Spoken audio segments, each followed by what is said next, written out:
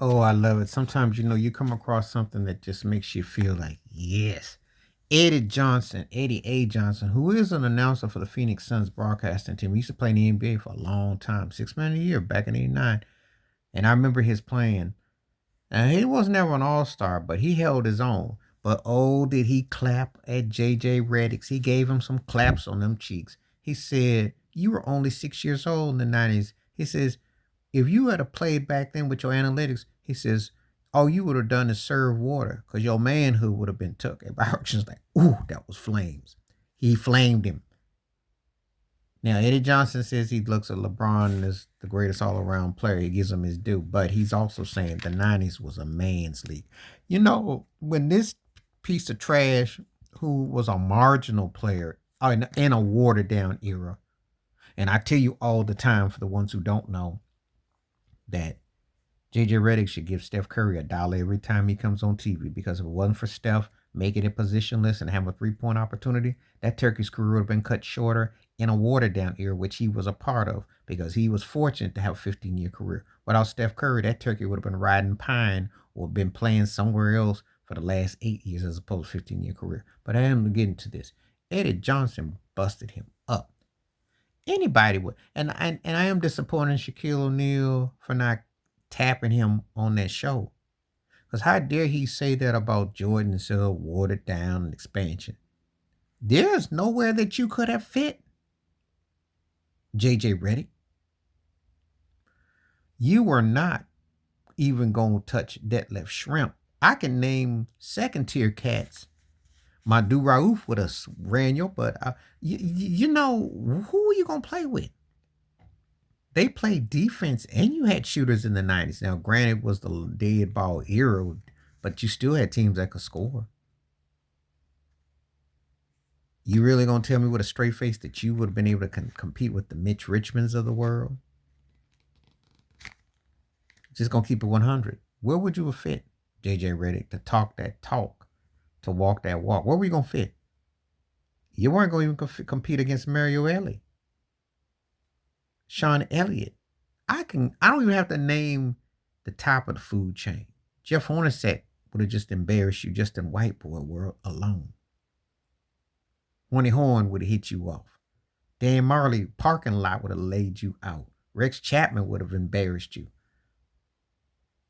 And you sure as heck couldn't mess with the physicality of the '90s when they put you on your back, when they roughed you up. But they've allowed you to be all prim and proper and say this. I'm so glad that Eddie Johnson came out and laid into JJ Redick because he's been talking about something that he was too young to know and too wet behind the ears to understand the totality, to say the audacity. He got to play with Duke and he came in a more softer, friendly era. And he still was a scrub. He was a third tier buster who, because of the three, when Austin Rivers is telling you you should be grateful, that should tell you all you need to know about JJ Redick's career right there. If Austin Rivers has got to come in and clap on you and say my dad hooked you up, which he did, and you were just a one trick pony role player, everybody clowns JJ Redick's playing career. And you never hear cats who knew they didn't ever have a career boasting and bragging. Because if you have any kind of tact and understanding of where you were, you don't say much because you know you weren't much.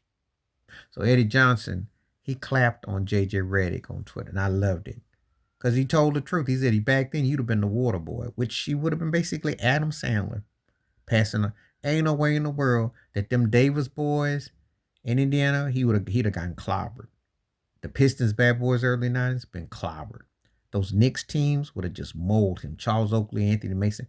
First of all, Mason had more skills in his left pinky than JJ Redick ever had in his whole being, and a better dribbler. Larry Johnson, Lonzo. I didn't even mention Karl Malone in Utah. I'm not even Jordan the Bulls. I'm not even going to mention Hakeem Rockets, Barkley and the Sun. Because this idiot gets to spot off and say the most dumbest stuff. He wouldn't have been able to hang with Mookie Blaylock and the Atlanta Hawks. Okay? Grant Hill's Pistons. Iverson Sixers. None of it. Steve Smith in Atlanta. I can name where you want to go with this. He don't fit. He don't fit. He would have been lucky to get playing time behind Christian Laettner. And you know how Christian Laettner's NBA career turned out. You should go ask a fellow Duke boy how tough the 90s was. Because Laettner was 100 times better than you. And he was a second tierish totality of his career, maybe high third, mid second. And he was way better than you. Ask them. Ask Cherokee Parks. I'm going to ask you to ask them white boys that do how the 90s basketball was and how it was going in. Since you like to pop off and diss Jordan and diss things. I don't even want to mention the top tier. Let's just stick. Your tier wouldn't even be a no tier. You wouldn't mess with Paxson and Kerr and them. Kerr would eat you for breakfast. Okay. And Kerr was just off the bench riding pine. He'll lay into your behind. Oh, I can go there. Imagine if JJ Redick had to go up behind Nick Van Exel on Eddie Jones. The audacity of the stuff they let these turkeys say on TV. And see, I can mention cats that didn't even have the careers. Didn't even have the careers that would embarrass him just from the 90s alone. Just from the 90s alone. I don't even know if JJ Redick would have had Harold Miner's career. Please like, subscribe, welcome thoughts, comments. And I do respond. Thank you. Wash your hands. Keep your mind clear. Watch out for another shit if you like. And props to Eddie Johnson. I'm out.